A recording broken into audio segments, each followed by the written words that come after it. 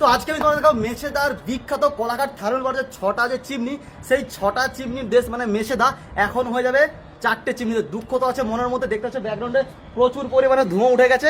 আর চলো ভাঙাটা তোমাদেরকে দেখাই কত কিরকম করে ভাঙাচ্ছে ড্রোন শটের মাধ্যমে।